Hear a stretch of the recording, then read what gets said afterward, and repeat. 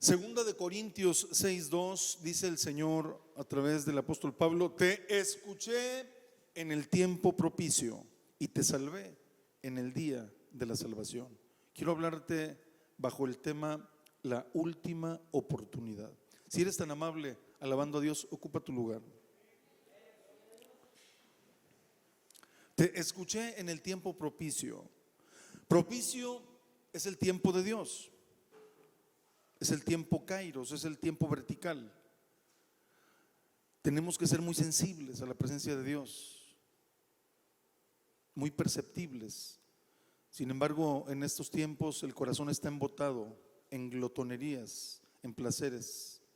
Por eso no cualquiera percibe el tiempo vertical, el momento oportuno, propicio de Dios. Es el momento de la visitación. Dice la palabra de Dios: por cuanto no conociste el tiempo de tu visitación. Hay dos clases de visitación. Una no se la deseo a nadie, y dice que Dios visita la maldad de los padres sobre los hijos hasta la tercera y la cuarta generación, o hasta la milésima generación, si no se levanta un valiente y hace un quiebre generacional. Pero hay otra visitación que la anhelo y la declaro, la decreto en tu vida.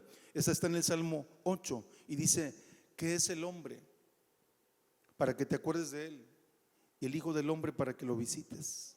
Bueno, de ese tipo de visitaciones yo desesperadamente las anhelo. Yo anhelo que Dios intervenga en mi vida, porque es el momento de Dios. Y la persona que esté apercibida, la persona que esté despierta en estos últimos tiempos, porque son tiempos de somnolencia espiritual, recuerda que las 10 vírgenes, tanto las insensatas como las prudentes, cabecearon todas, dice que se durmieron. El problema no es si durmieron o no durmieron, las 10 cabecearon. El punto es las que estaban prevenidas, apercibidas y que tenían aceite en sus lámparas de reserva, porque viene tiempo peligroso y hubo un evento glorioso que las despertó, y es el evento cuando la visitación dice: he aquí viene el esposo.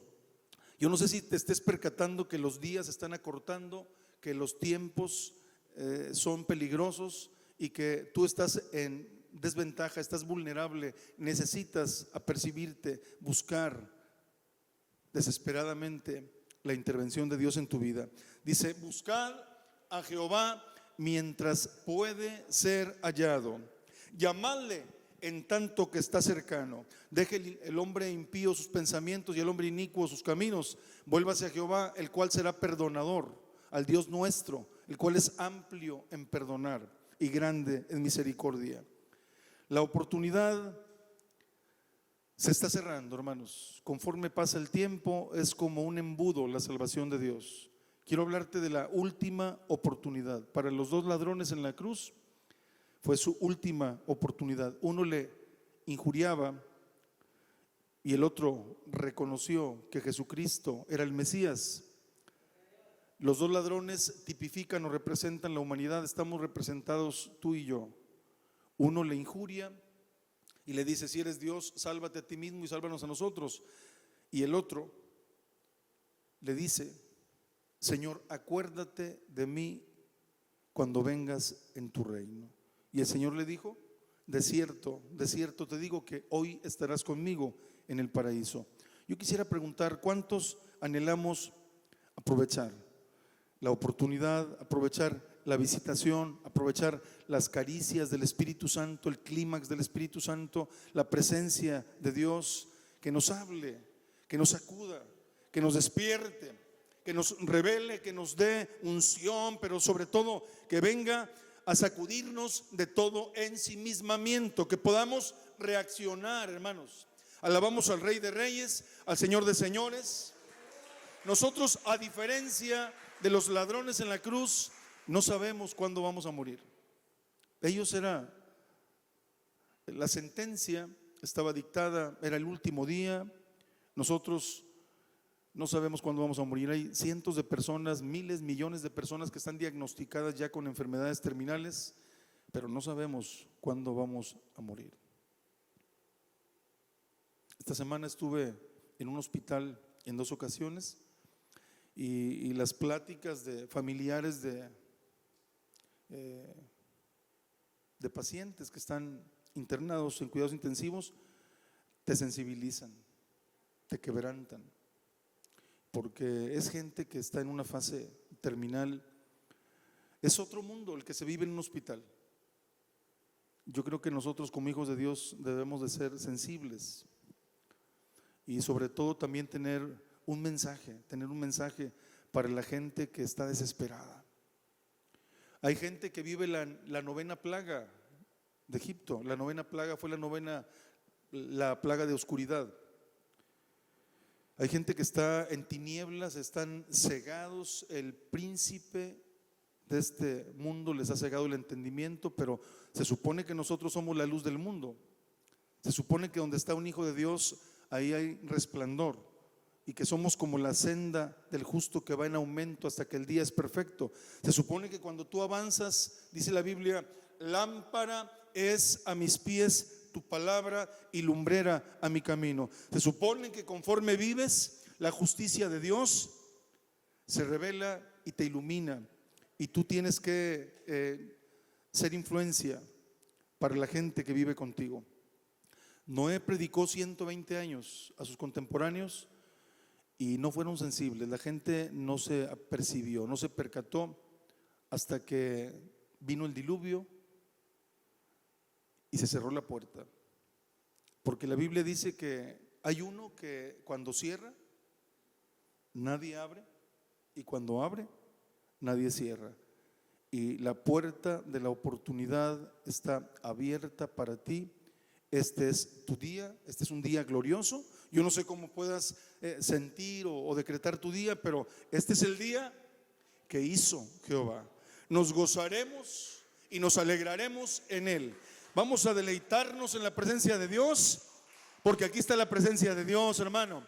Y donde está la presencia de Dios, ahí hay plenitud de gozo.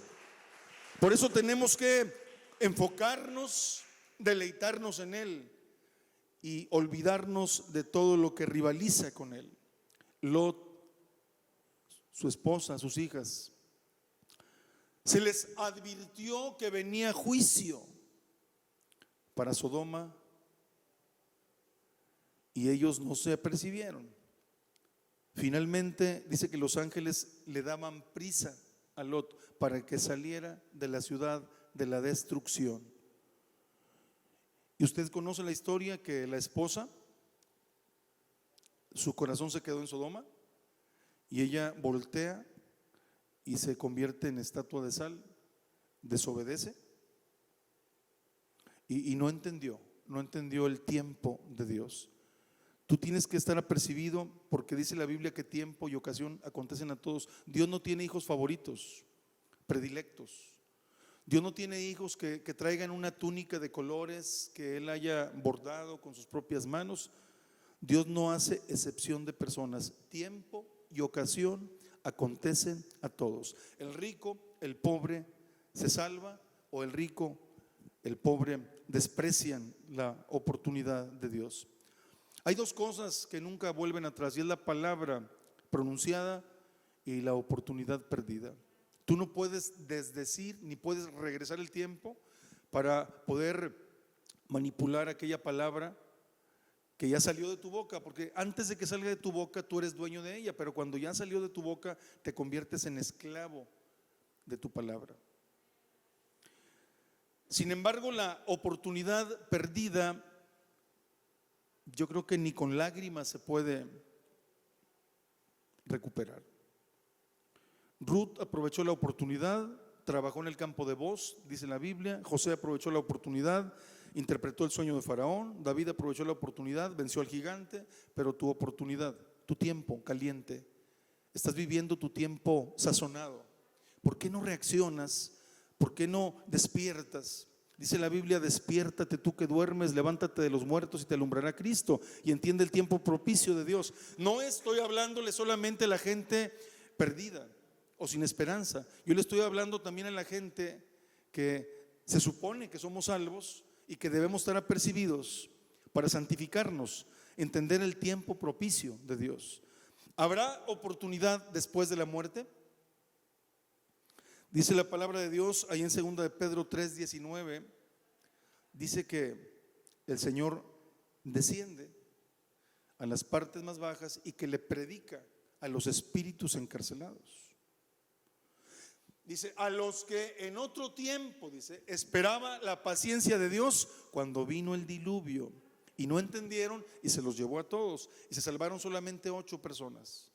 Tipo y figura del bautismo, que nos salva pero que no quita la inmundicia de la carne, sino como una aspiración a una limpia conciencia. Pero el Señor desciende en ese sábado de gloria, desciende a las partes más bajas en espíritu y dice que le predica a los espíritus encarcelados. Y la pregunta es, cuando les predica, ¿se interpreta como una segunda oportunidad? A los espíritus demoníacos que están encarcelados, los antidiluvianos, los que según Judas dice que el Señor no los perdonó a ellos, porque obviamente pues la naturaleza de ellos no era pedir misericordia.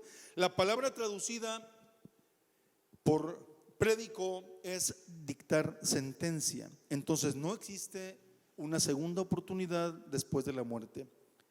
Entre tanto que vives, la Biblia dice, todo lo que te viniere a la mano por hacer, hazlo según tus fuerzas. Yo pregunto, ¿quién tiene fuerzas? ¿Quién tiene sangre caliente en sus venas? ¿Quién tiene ánimo? ¿Quién tiene salud? ¿Quién tiene vida? ¿Quién tiene inteligencia, gracia, misericordia de Dios?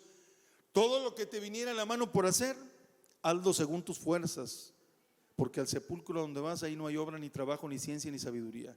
Por lo tanto, hoy es el día aceptable, este es el día de salvación, y no endurezcas tu corazón. Podemos alabar al Rey de Reyes, al Señor de Señores.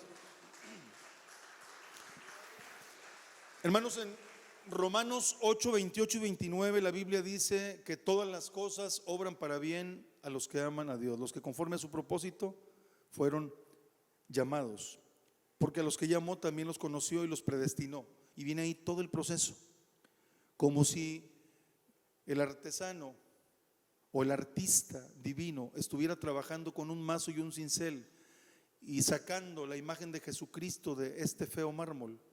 A ver, toma tu dedo índice y señálate. De este feo mármol, el Dios eterno está sacando la imagen de Jesucristo y tiene que pasar por un proceso. Ese proceso, hermanos, conforme al llamamiento, el propósito de Dios, el plan divino es llamamiento, porque dice, a los que llamó, también los conoció, y a los que conoció, también los predestinó, y a los que predestinó, también los moldeó, porque dice, para que fuesen hechos conforme a su Hijo. Entonces tienes que pasar todo un proceso. Dios no lanza un par de dados para definir tu destino. Dios te está llamando, Dios dice que tienes un propósito, tienes una razón, tienes un sentido, y tú tienes que percatarte, tienes que darte cuenta de por qué existes. Tú no eres una persona solamente que sobrevive, tú tienes una razón, un propósito existencial, y ese propósito es un llamado, una misión, una visión, un equipamiento que Dios te pone. Cuando tú construyes una casa, lo haces conforme a un plano, a un diseño. Dios te diseñó, pero no te hizo solamente al acaso o al azar. Dios te diseñó con un propósito. Dios no reacciona, Dios tiene un plan. Muchos de nosotros que no conocemos el secreto de Dios y que no estamos en el plan de Dios, sí reaccionamos. Pero en la medida que sientas, que experimentes esa paz perfecta de estar en su presencia, tú vas a entender por qué vas a estar en las alturas de Dios y vas a tener una perspectiva del problema. Podemos alabar al Rey de Reyes, al Señor de Señores. Yo quiero hablarte en esta hora de la oportunidad de Zaqueo. Quiero que digas conmigo: a hierro candente, batir de repente. A hierro candente, batir de repente. Fueron oportunidades únicas porque era el último día que Jesús pasaría por Jericó. Jericó, ciudad maldita, es la ciudad de la maldición. Y yo te digo una cosa, esta puede ser para ti tu última oportunidad. Dice la Biblia que hay fiesta en el cielo cuando un pecador se arrepiente. Los que alcanzamos a entender que Jesucristo dice que vino a salvar a los pecadores, de los cuales, dice Pablo, yo soy el primero. O sea, yo soy de los peores pecadores. Y el Señor descendió, dice que se humilló, tomó forma de hombre y me sacó de la inmundicia. Entonces, claro que hay gozo en el cielo, y ese gozo repercute, impacta en la tierra. Y hay casas en la tierra que hacen fiesta, que hay danza, que hay panderos, porque hay uno que entendió que Jesucristo lo redimió, que pagó por sus pecados, que pagó su precio, y esta persona está gozosa. Y la Biblia dice que Leví, Mateo, cuando el Señor dice que pasa y estaba sentado en el banco de los impuestos y dice que pasa y le dice, sígueme, y dice, dejándolo todo, dice que lo siguió. Está hablando de Leví, que es Mateo, y Mateo, cobrador de impuestos, hizo una gran fiesta, y a esa gran fiesta invitó a Zaqueo, porque Zaqueo era el jefe de los publicanos, y ahí en la fiesta había gente testificando. Y había un sordomudo. Había un sordomudo que obviamente pues era ex sordomudo.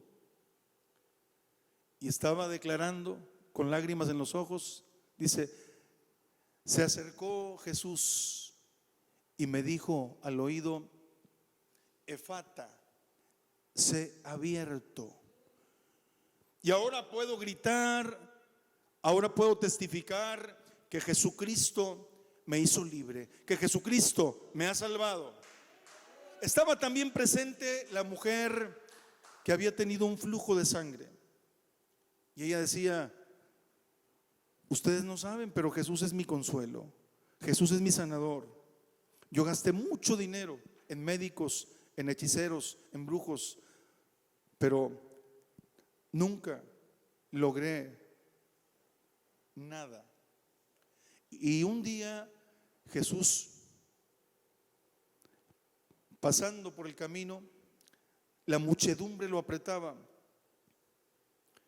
y yo me extendí y me dije, si lo toco, me sano, si lo toco, me sano, si lo toco, me sano. Y entonces Jesús dijo, alguien me tocó, y los discípulos dijeron, dices alguien me tocó y la multitud te aprieta.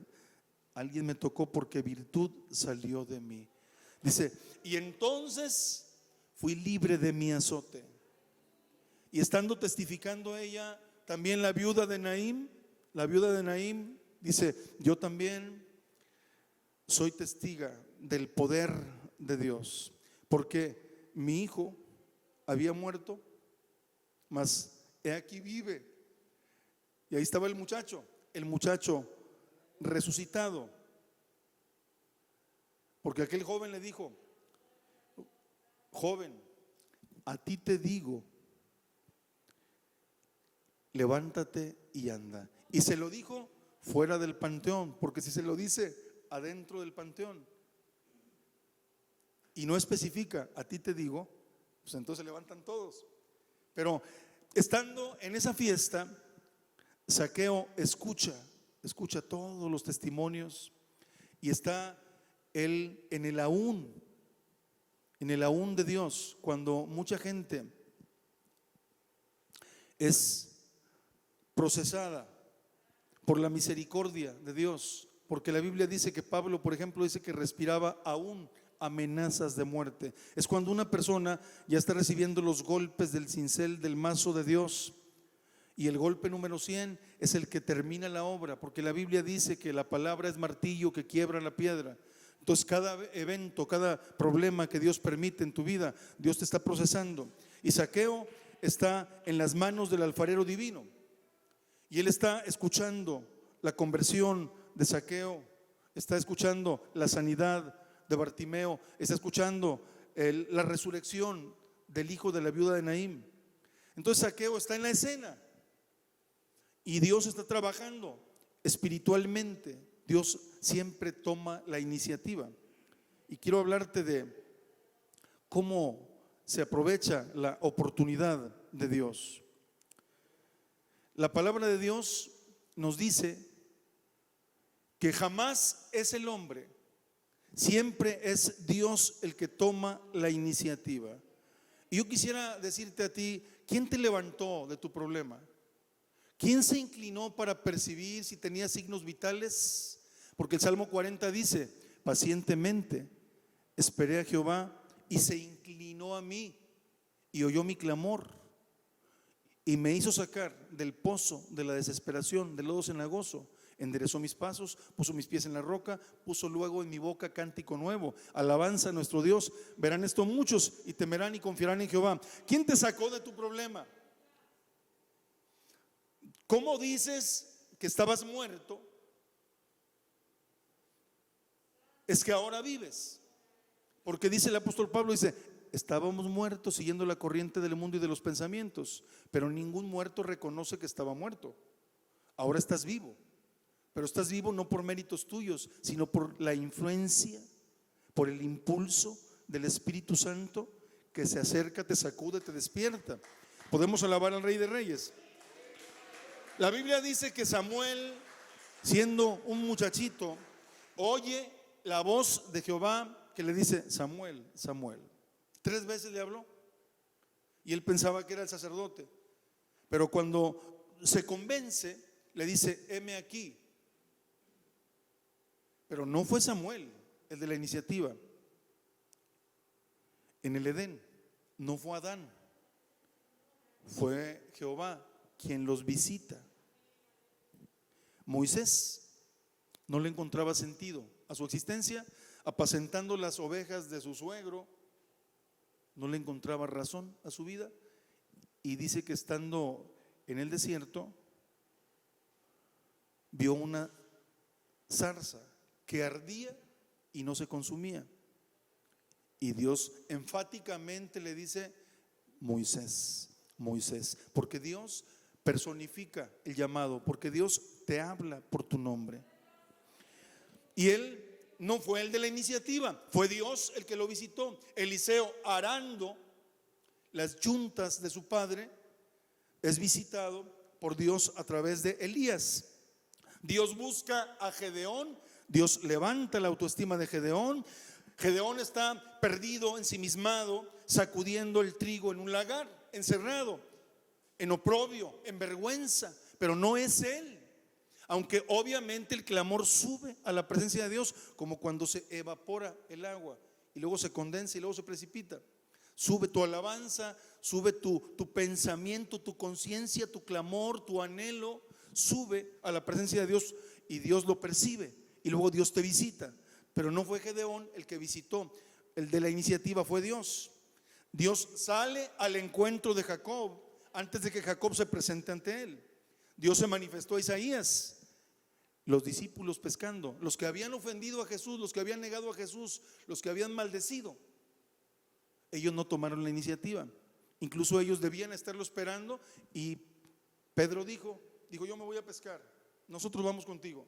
Y estaban pescando en el mar de Tiberias, y dice la Biblia que Jesús desde la playa les gritó: hijitos, hijitos, ¿tenéis algo de comer? Echen la red a la derecha. Y dice que sacaron la red y que no podían con ella, y que cuando llegaron a la playa les tenía listo el desayuno. El ofendido, el que supuestamente debería tener una raíz de amargura, es el que toma la iniciativa y es el que decide perdonar. O sea, siempre es la iniciativa de Dios.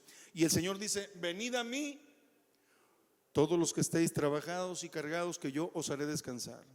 A todos los sedientos, a todos los sedientos, venid en las aguas. Venid y comprad sin precio, sin dinero, y alimenta tu alma con grosura. Yo no sé cuántos en esta hora nos gustaría deleitarnos en la presencia de Dios, derramar el alma en la presencia de Dios, disfrutar del tiempo vertical, del momento, atrapar el momento para poder saciarnos y poder alinearnos con Dios para que Dios nos bendiga, porque toda persona que se alinea con Dios no es mérito propio, es la iniciativa de Dios. Segundo, dice que procuraba verle, porque él era bajito, Zaqueo era bajito de estatura. Las oportunidades, hermano amado, se provocan. ¿Sabes que hay mucha gente que se queda esperando el milagro? Yo quisiera preguntarte, ¿te puedes imaginar a Bartimeo tirado? Siempre fue una persona que dependía de los demás. A ver, levanta tu mano al cielo y declara conmigo: yo no quiero depender de los demás. Yo quiero entender que lo que me va a salvar es mi fe personal. Mi fe personal. Yo quiero hacer algo por mí. Entonces él tuvo que reaccionar. Él tenía muchas razones, muchos motivos para no gritar, para no clamar, para quedarse tirado ahí, dando lástima. Pero él había escuchado que Jesús, el que hacía milagros, el que limpiaba leprosos, el que daba la vista a los ciegos, sanaba a los sordos, resucitaba, estaba pasando por ahí, y que era la última vez que pasaría y que estaría, porque fue la última semana de Cristo. Fue la semana de la pasión de Cristo. Y entonces, si era la última semana, pues para él era la última oportunidad, y él estaba en la encrucijada. Y él no se quedó con los brazos cruzados. Quiero que sepas que hay mucha gente que está esperando un milagro, pero no hace nada. Soy testigo de que los milagros se pueden provocar. La mujer sirofenicia que le decía al Señor: Señor, mi hija es atormentada por un demonio. Ella era sirofenicia, enfatizo, sirofenicia, o sea, no era judía. Y recuerdas que el Señor le dijo: yo soy enviado a las ovejas perdidas de Israel. Sí, Señor, pero te pido misericordia. No es lícito dar el pan de los hijos a los perrillos. Sí, Señor, pero aún los perrillos comen las migajas que caen de la mesa. Oh mujer, grande es tu fe. El Señor conocía desde un principio y la llevó por un proceso para después alabar la fe de aquella mujer. Pero lo que está enfatizando aquí es que ella no era judía. Y si no era judía y no era el tiempo de los gentiles, ¿qué es lo que está provocando ella? Ella está provocando un milagro. Ella está provocando la oportunidad. Y aquí hay gente santa que está sintiendo la presencia de Dios y entienden perfectamente que la fe no es tumbativa y que no es solamente asunto de la gracia, porque la gracia sin la voluntad humana no consigue nada. Y no estoy ofendiendo a Dios, porque Dios es omnipotente, pero Dios respeta la facultad que Él mismo te dio, y Dios quiere que tú hagas algo y que tú reacciones. Yo pregunto, ¿cuántos queremos aprovechar? Fíjese la palabra, aprovechar esta tarde la oportunidad gloriosa de estar en la presencia de Dios. Tú puedes llevar un caballo al río, pero no puedes obligarlo a beber agua. Tienes que ponerle sal en la boca para producirle sed. Y esa sed de Jesús que tiene Zaqueo, Jesús mismo se la provocó. Número 3, tienes que vencer obstáculos. Yo no quiero saber nombres ni apellidos. Todos tenemos impedimentos, estorbos, obstáculos en la vida. ¿Cuáles eran los obstáculos de Zaqueo? Dice que la multitud no le permitía ver a Jesús. ¿Qué hizo? Dice que se subió a un sicómoro, a un árbol. Entonces tú tienes que buscar la manera de elevarte a una condición espiritual de poder percibir y sentir y ser sensible a la presencia de Dios. Número 4, el llamamiento es personal, porque el Señor dice que estaba rodeado, apretado por la multitud, pero él volteó a ver a Zaqueo. A pesar de que Zaqueo lo tenía todo para ser feliz, supuestamente, la comodidad, el Señor conocía su desdicha, su vacío, que en las noches se sentía miserable. El Señor, que conoce los corazones, dice que él voltea y le dice: Zaqueo, desciende. O sea, el llamamiento es personal. Dios te habla por tu nombre y dice, date prisa. O sea que este es un asunto de vida o muerte. Buscad a Jehová mientras puede ser hallado. Si sientes correr la sangre por tus venas, si las lágrimas mojan tus mejillas, si sientes la presencia de Dios, ese calor del Espíritu Santo, tienes que hacer algo, porque la vida del hombre es como el vapor de la mañana, como la neblina que aparece por un poco de tiempo y luego se desvanece. Haz algo, reacciona. Tú no vas a vivir aquí para siempre. Tienes que hacer algo para entender tu tiempo, no el tiempo horizontal. Yo no estoy hablando del tiempo medible, yo estoy hablando de ese momento propicio, de ese momento que no cualquiera lo va a entender porque es tu momento. Yo no voy a percibir tu momento, tú no vas a percibir el mío. Tienes que reaccionar, date prisa. Desciende, número 6. O sea, bájate de tu suficiencia, bájate de tu orgullo. La misericordia corre por los valles, pero no sube a las crestas, no sube a los picos. Dios, dice la Biblia, que no se lleva con la altivez. Si tú eres una persona, hombre o mujer, dado a la soberbia, entiende que Dios te va a mandar pruebas, como le mandó un aguijón, un mensajero de Satanás que bofeteara al apóstol Pablo, porque si no hubiera pasado eso, como él tenía mucho de qué gloriarse, imagínate un auto de carreras que alcanza unos 490 kilómetros por hora, si no tuviera spoiler, faldones que lo hacen adherirse al piso, volaría.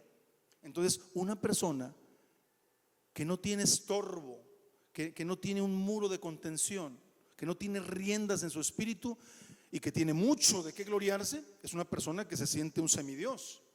Por eso Dios permite eventos difíciles y te dice, bájate un poquito, bájate de tu orgullo, desciende de tu ensimismamiento, de tu suficiencia, de lo que te hace valer. Y luego Dios empieza a mermarte de aquello que te hace valer. Te manda, Dios permite, porque dice, vuelves al hombre, Dios te voltea, como cuando le da la espalda a Dios, dice, vuelves al hombre hasta quebrantarlo y dices, convertidos hijos de los hombres. Dios permite enfermedad, Dios permite gente difícil, Dios permite problemas para que te acuerdes que no eres semidios, dobles tus rodillas, derrames tu alma, porque Dios quiere que te bajes del orgullo. Alabamos al Rey de Reyes, al Señor de Señores. Número 7, Él mismo se invita. O sea, Jesús mismo se invita, porque he aquí, dice el Señor, yo estoy a la puerta y llamo. Si alguno oye mi voz y abre la puerta, yo entraré a él, cenaré con él y él conmigo. O sea, tan es Dios el que te debe aceptar, como tú también tienes facultades para aceptarlo o no. Dios es afectuoso, Dios es gentil, es un caballero, Él es cordial. En Cantares 5 dice la Biblia que Él metió la mano por la ventanilla y dice que su cabeza estaba mojada con las gotas de rocío y que la esposa estaba recostada y dice, y dormía, pero su corazón velaba. Y dice, ábreme, amada mía, perfecta mía, esposa mía. Había un conflicto, una crisis que después se arregla, porque dice que tras su hablar se fue su alma. O sea, es gente o somos gente que reaccionamos en otro momento. Pero cuando dice, ábreme, yo te digo una cosa, el que está tomando la iniciativa es Jesús. Por eso dice que Él solo se invita. O sea, Dios es el que se invita. Y en esta hora te está pidiendo permiso el Señor. Y yo te pregunto, ¿lo vas a dejar afuera de tu vida? ¿O vas a permitir que entre a las cámaras ocultas de tu mente y que tome el control de todas las áreas de tu vida para que te bendiga? Él quiere estar en tu casa, Él quiere tener intimidad contigo, deleite contigo, como los amigos de Betania. El Señor Jesús siempre le gustaba estar en Betania porque era una aldea donde había un confort para él espiritual. Pablo amaba estar en Filipos, Elías amaba estar en Sarepta. Y yo te pregunto, ¿cuál es tu Betania? ¿Tienes ese lugar íntimo de recogimiento espiritual, un nicho espiritual donde buscas la presencia de Dios y te deleitas en Él? Si no es así, yo te aconsejo que le abras la puerta para que te deleites con Él, porque nada debajo del sol vas a lograr, y si lo logras vas a tener ansiedad, a menos de que tengas la experiencia del deleite y de la autonegación. Cuando tú derramas tu alma es cuando te puedes gozar. Alabamos al Rey de Reyes, al Señor de Señores. Número 8, el Señor dice: es necesario que yo pose en tu casa. Y si el Señor dice que es necesario, no es opcional.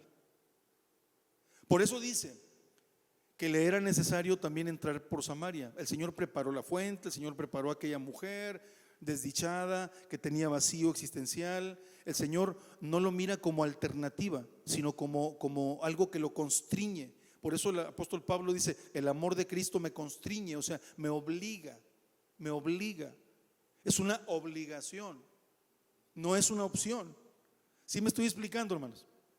Por eso el Señor dice: es necesario. La gracia de Dios toma una ruta, y a él lo llevó a Samaria, y aquí lo llevó a Jericó, pero era la última oportunidad para Zaqueo. Si Zaqueo no aprovecha, yo te pregunto, ¿qué hubiera pasado? Se pierde para siempre. Una persona que no entiende que a hierro candente batir de repente, y aprovechar ahorita que está sintiendo el Espíritu Santo de Dios. Ahorita tu alma está calientita, tu mente tiene también, tu corazón es una brasa. Ahorita estás sintiendo la presencia de Dios. Tienes que hacer algo. Ahorita te están fluyendo aquí muchas ideas, proyectos, planes de cambiar, de ser diferente. No esperes que venga la enfermedad para que estés postrado en una cama mirando hacia el cielo. O sea, sé sensible a la presencia de Dios, porque es necesario. El amor de Cristo me constriñe. Cristo lee su alma, interpreta que tiene sed de Dios. Número 9, tienes que responder, reaccionar oportunamente. El Espíritu dice: ven. El reloj te dice, el pulso te dice que hoy es el día de salvación. ¿Cuántos levantamos las manos al cielo y declaramos que hoy es el día de salvación? Para los que ya tenemos a Cristo, hay muchos Lázaros afuera tirados. Hay mucha gente que padece, que están literalmente en una condición miserable, y nosotros tenemos la luz. Nosotros tenemos la palabra, el pan del cielo. ¿Qué vamos a hacer? Si te das cuenta que también para nosotros es una oportunidad, o simplemente de santificarnos. Hermanos amados, el tiempo apremia. Hay mucha gente que no reacciona en su momento, no reacciona a tiempo. Y por ejemplo, los carros de los egipcios, cuando perseguían al pueblo de Israel en la transición de dejar Egipto y de la liberación. Y dice la Biblia que cuando cruzan el Mar Rojo, y que estaban todavía los egipcios en ese espacio que había sido ocupado por el Mar Rojo, pero que las aguas habían sido separadas, dice que el Señor juntó las aguas y que trastornó las ruedas de los carros de los egipcios. ¿Y sabes qué hicieron ellos? Dice mi Biblia que se pusieron a reparar las ruedas de los carros. Y yo te pregunto, un hombre en su sano juicio, con sensatez, ¿qué debía haber hecho? Oye, regrésate, pero hazlo rápido, date prisa. O cruza. Pero detenerte a reparar las ruedas, yo creo que eso es insensato. Hay mucha gente que está reparando las ruedas ahorita, están perdidos, ensimismados, glotonería en el corazón, embotados del pensamiento, con pesadez, con ansiedad, no saben qué hacer. ¿Qué se necesita? La presencia de Dios. Entender que este día glorioso, hermano, este día glorioso lo hizo el Señor. Y si Él ya lo hizo, depende ahora de mí. ¿Cómo voy a vivirlo? O sea, la actitud Dios te la deja a ti. Félix, el gobernador, le dijo a Pablo, le dijo: vete, después te llamo. Si tengo oportunidad te llamo. Y ya no tuvo oportunidad. Yo te estoy hablando de la última oportunidad. Tú no puedes darte el lujo de dejar para después, porque hay un llamado de Dios. Y finalmente cierro con la confesión. O sea, nadie le pidió, nadie le preguntó. El Señor no coaccionó las palabras de Zaqueo, sino que cuando ya se bajó del sicómoro y estaban frente a frente, y él vio la multitud, porque toda la multitud estaba como escandalizada, como criticando, porque el Señor iba a morar en la casa de un pecador. ¿Sabes qué dijo Zaqueo? Dijo: la mitad de mis bienes se la doy a los pobres, y si he defraudado a alguien, se lo devuelvo cuadruplicado. Pero nadie absolutamente le pidió que lo hiciera. Y a eso se le llama confesión. Lo que él está decretando, porque en su caso, yo no estoy generalizando, en su caso el problema era ese. Tú puedes tener y no poner el corazón en lo que tienes, pero en el caso de Zaqueo el problema era ese. Entonces, esta es la confesión. Porque si tú llenas en teoría los requisitos, el perfil para nacer de nuevo, pero no confiesas, el pecado se queda. Porque el Salmo 32 dice: pero mi pecado te declaré. Tú tienes que confesar tu pecado. Y con esto se remacha y Dios pone el sello. Y cierro con esto: la persona más miserable del mundo es aquella que no disfruta ni de los caldos, ajos, pepinos, puerros, cebollas de Egipto, ni de la leche y la miel de la tierra prometida. Gente que se llaman cristianos, pero es muy dudosa su vida. O sea, no se les puede llamar mundanos. Entonces, ¿qué quiere decir? Que la oportunidad no es solamente para los Zaqueos, la oportunidad es para nosotros también, los que decimos que somos hijos de Dios, porque tenemos que santificarnos.